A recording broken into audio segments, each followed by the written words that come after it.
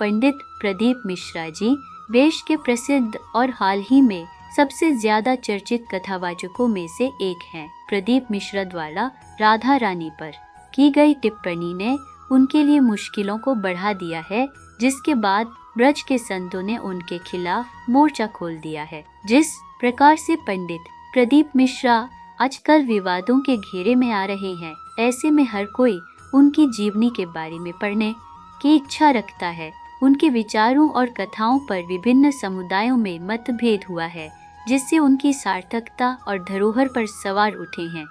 दरअसल पंडित प्रदीप मिश्रा एक प्रसिद्ध कथावाचक हैं, जिनकी कथाएं देश भर में बहुत प्रसिद्ध हैं। उनके प्रवचनों में भगवान शिव की कथाएं अत्यंत लोकप्रिय हैं और कहा जाता है कि उन पर भगवान शिव का अटूट आशीर्वाद है। उन्हें सीहोर वाले बाबा के नाम से भी जाना जाता है और उनके कार्यक्रमों में देश भर से शिव भक्त भारी संख्या में उपस्थित होते हैं। सामाजिक और आर्थिक संदर्भों में भी पंडित प्रदीप मिश्रा का योगदान महत्वपूर्ण है। उनके कार्यक्रमों में भारी भीड़ जमा होती है और उनका प्रभाव शिव भक्तों के जीवन पर गहरा होता है। पंडित प्रदीप मिश्रा जी को सीहोर वाले बाबा के नाम से भी जाना जाता है। उनके कार्यक्रमों में देश भर से शिव भक्त उपस्थित होते हैं, जिसके कारण उनके कार्यक्रमों में भारी भीड़ जमा हो जाती है। पंडित प्रदीप मिश्रा सीहोर शहर में शिव महापुराण के कथावाचक हैं। वे पूरे देश में शिव कथा पुराण वाचन के लिए जाने जाते हैं। वह अक्सर अपने बयानों के कारण विवादों में रहते हैं। उनकी लोकप्रियता के कारण ही मध्य प्रदेश सरकार उनके सामने झुकती है। प्रदीप मिश्रा एक कथावाचक भारतीय आध्यात्मिक वक्ता हैं।